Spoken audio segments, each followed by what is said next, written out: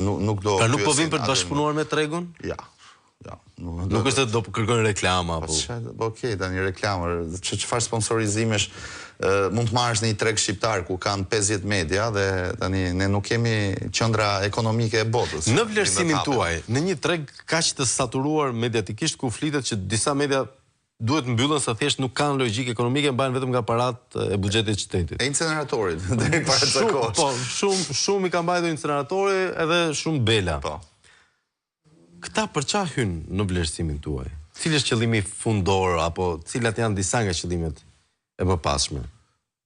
Patjetër që propaganda pro-serbe do jetë ajo që do jetë në kryefjalë të këtij grupi mediatik, por mund të jetë edhe destabilizimi i vetë situatës në Shqipëri. Mund të jetë, si thosh, një linjë anti-Republikës së Kosovës, mund të jetë shumë çka. Ajo ngjelet për tu parë. Puna është që pse duhet t'i japim ne këtë mundësi, një grupi mediatik që është në pronësi të Republikës së Serbisë që nuk njeh Republikën e Kosovës. Pra, unë e kuptoj, kjo qeveri ka qenë gjithmonë më dashamirëse ndaj Republikës Serbisë e Republikës Kosovës. Si në rastin e Open Balkan, po ashtu si dhe në rastin e bashkëpunimit ekonomik, ku ne kemi importet më të mëdha, le të themi, nga Republika e Serbisë, që të qumshti plur, mielli serb, A është një pjesë e propagandës, a është edhe tregtare që do të thotë a vinë ata për të promovuar më tej produktet e Serbisë në tregun tonë? Nuk besoj, sepse është news channel. News channel normalisht ju e dini që është vetëm për të pasur të ftuar, për të pasur analizë politike, lajme dhe çdo gjë që ndodh në Shqipëri apo dhe në Serbi me sjell në një lloj kohezioni.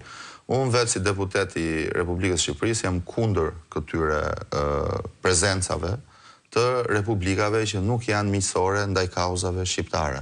Pra, mund të kemi marrëdhënie miqësore deri diku korrekte me një republikë, se s'kemi pse të jemi në luftë, po edhe ta hapim dyert kur kemi akoma hesape të pa sqaruara me ata, se momentin që Republika e Serbisë do njohë Republikën e Kosovës, Republika e Kosovës bëhet anëtare në OKB, normalizohet komplet situata mes atyre. Paketa e Berlinit për hapjen e tregut të Ballkanit. Bëhet një mea culpa.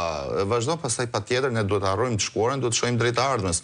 Po ne jetojmë gjanë të tashmen me problematika në verit Kosovës, në kufit Kosovës, në sulme terroriste që i bëhen Kosovë dhe gjithçka tjetër. Pra Shqipëria nuk mund të sillet sikur nuk ka lidhje. Sigur Slovenia nga ana tjetër e Ballkanit. Po dhe ata vën kushtet forta kur vjen puna te Serbia, por ata deri diku mundohen ta tejkalojnë atë që ka ndodhur me Serbinë, sepse ata i kanë sqaruar pozitat e tyre dhe mos them që janë edhe më suprem se Serbia, pra Slovenia apo Kroacia. Pra janë kanë një raport superioriteti në fakt ndaj Serbisë. Janë superior, si në ekonomi, si në çështje politike, si në